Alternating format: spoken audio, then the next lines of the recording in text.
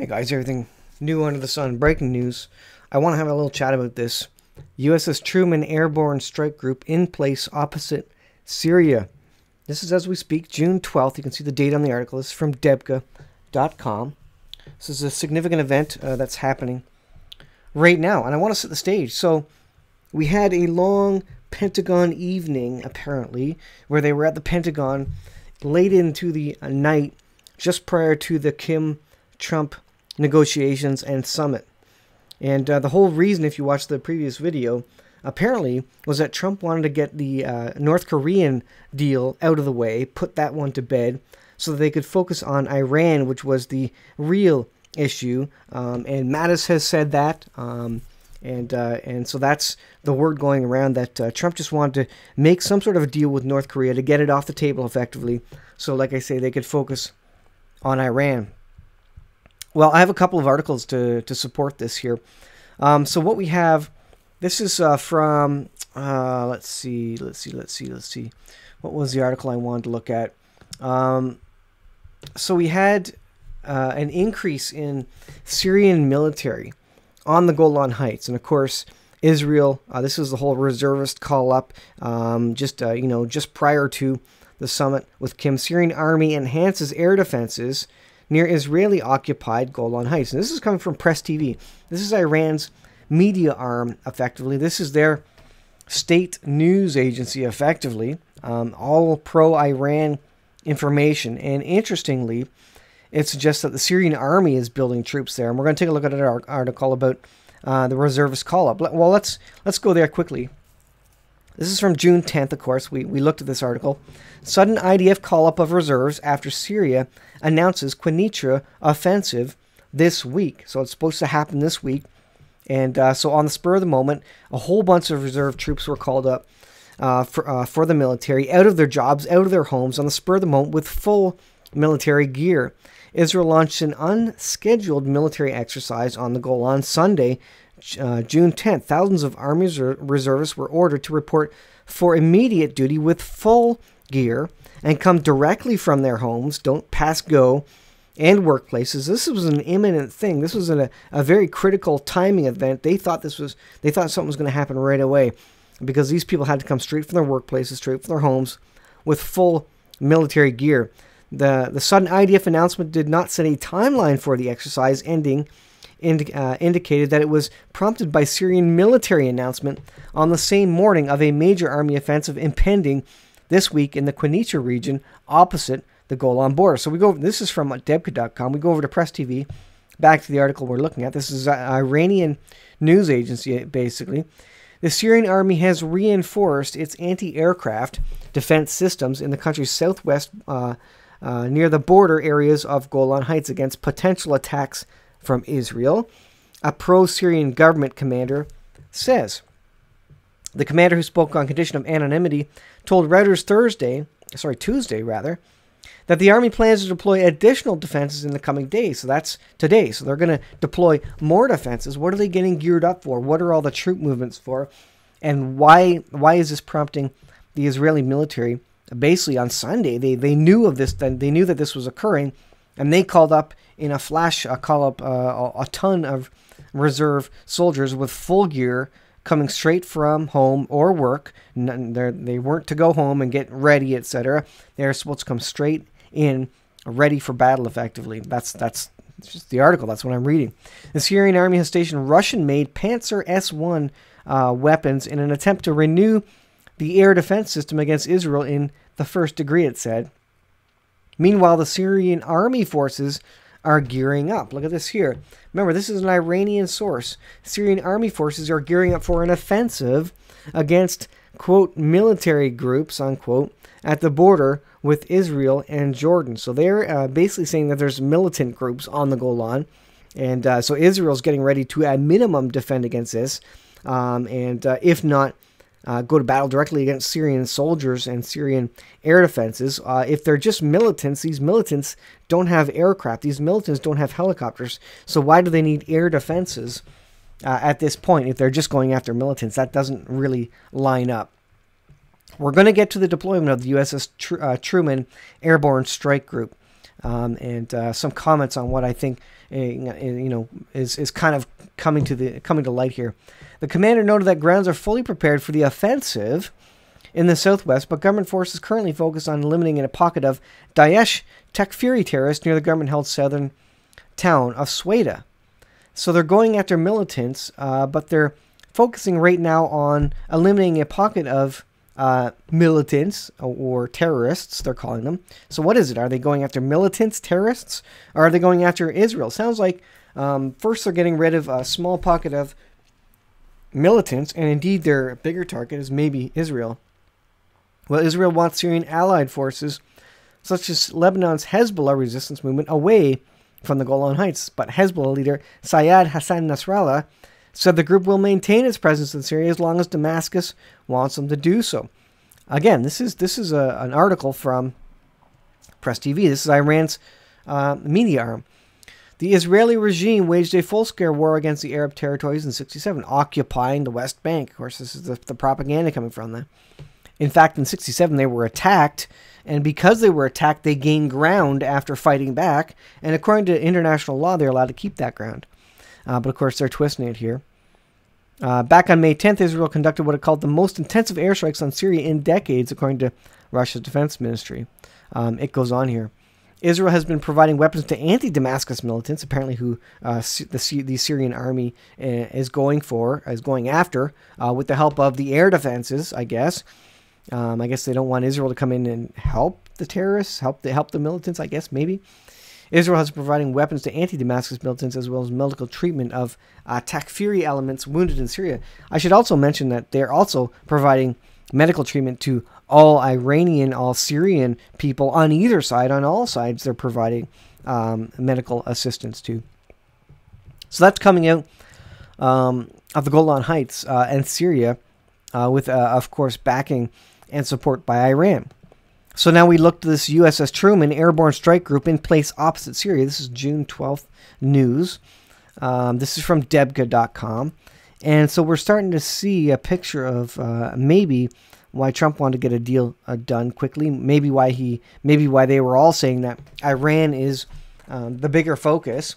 They want to get North Korea out of the way, off the table, and so that they could maybe do a larger strike along with Israel against Iran. And now we have a strike group. Look at the airplanes on that strike group, airborne strike group specifically, so that they can attack targets in Syria and maybe even Iran.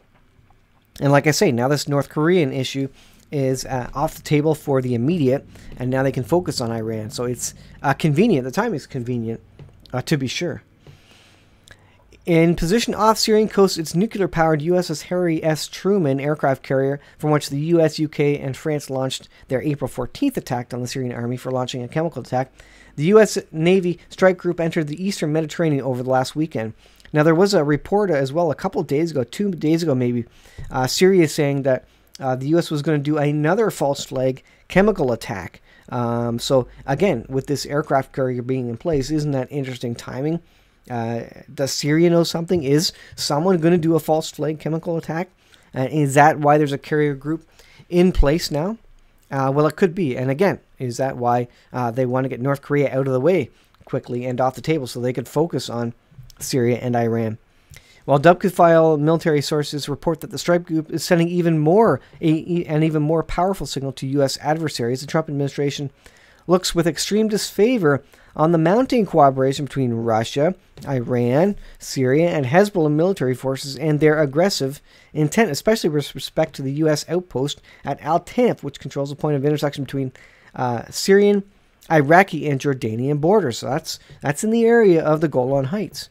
It looks like they are, to me, gearing up for some sort of clash on the Golan Heights, if not some larger strike against Iran. And Iran's stated goal is to wipe Israel off the map, destroy them. The U.S. in general are opposed to any military action against Syrian opposition forces it supports, whether in the northeast, south, or along Syria's borders with Iraq, Jordan, and Israel. So this is basically the latest news coming today. We haven't seen what's to come of this yet, but I think that's to come. So a little bit of a story, a little bit of a narrative to explain to you that maybe something is brewing here. If you add up all the different pieces, and I had a quick note. So the rumor was that the Pentagon was up late night prior to the Kim meeting. Were they talking about the Kim Jong-un meeting, North Korean meeting, or were they actually planning for the after events, the military strike group going to the Mediterranean? I think it was the latter. I think they were getting ready for their bigger next offensive, effectively. Trump wanted to wrap up North Korea so that they could focus on Iran. That's been said, that Trump said that. I believe Trump said that. I could be wrong, but I knew I read that somewhere that was kind of the intention there, so they could focus on Iran. And of course, we have this now Iranian-Syrian tension, troops massing in Golan Heights, Syrian troops. You have Israeli troops called up Sunday because they heard of something that was coming down the pipe, and significant stuff happening. And then we hear today of the USS Truman Airborne Strike Group opposite Syria. It sounds like there is a brewing, some sort of battle between these nations and the militants, the terrorists. Again, why does Syria need air defenses on the Golan? I don't think Israel's going to go in there with weaponry unless Syria is intending to attack Israel. But they're going in there, and they've got their air defenses set up, ready to go against Israel. But their talking point is just that they're going after militants in the area. So we'll see what happens with this. We'll see, if Israel supports the militants because they're anti-Assad or something. But I think it's a cover for larger aggression against Israel. Indeed, maybe an attempt to take back the Golan Heights. Maybe this is a strike that Iran has been looking to do, a large strike. Certainly they're just doing tiny strikes, giving missiles here and there, lobbing missiles into Israel by their proxies, etc. There was also news that, let me pull it up, that people were pulled out, diplomatic staff were pulled out of a port in Yemen. And that is interesting. Let me see. Pulled out of Yemen. Where did I see that report? That was in the last 2 days as well. So it seems to me something is brewing. Red Cross, 5 days ago, Red Cross pulled 71 foreign staff out of Yemen over security risks. So I'm not sure what the relation is there. We know that Saudi Arabia is of course battling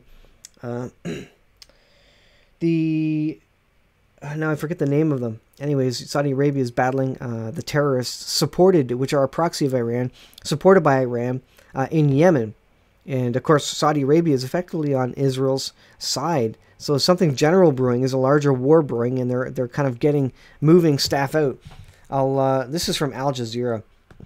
I'll pull this up again. I don't know if this is related. This was from 5 days ago. They could have been warned of something. Let's just see what this says from Al Jazeera on my super fast internet. Aid agency calls on warring sides to provide security guarantees so it can continue its life-saving work. The International Committee of the Red Cross has pulled 71 of its international staff out of Yemen. Some 450 ICRC employees remain in Yemen, including dozens of expatriate staff. It goes on speaking about the war-torn country. And, of course, Saudi Arabia is in there. So there's probably Saudi Arabia is working the Houthi rebels. That's it. Since 2015, Saudi Arabia and the United Arab Emirates have been at war against the Houthis in Yemen, trying to expel the Shia fighters who are backed by Iran, who are widely believed to be backed by the kingdom's regional rival Iran. It says right there. 10,000 people have been killed, 40,000 wounded in those. So there's battles going on. U.S. is talking to Saudi Arabia, who's talking to Israel.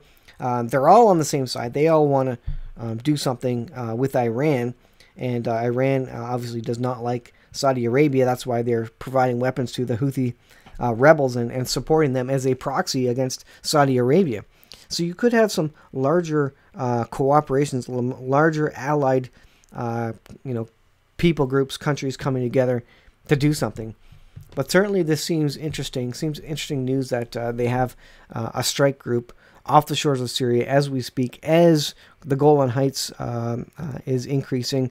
There's war games going on. All the reservists called up Sunday, and basically Syria is going to do a strike on apparently militants, quote unquote, in this coming week. So in the next couple of days here, it's Tuesday. And they said that, was it yesterday or the day before? They said this week something was going to happen. And I think that's what they're getting for. So there could be a bigger war at hand that we're not aware of. But I'm going to leave there, guys. This video went long. I'm going to put all the links in the description. I hope I explained it well enough. It seems like something is brewing here, but we'll see. Thanks for watching, guys. We'll see you in the next video.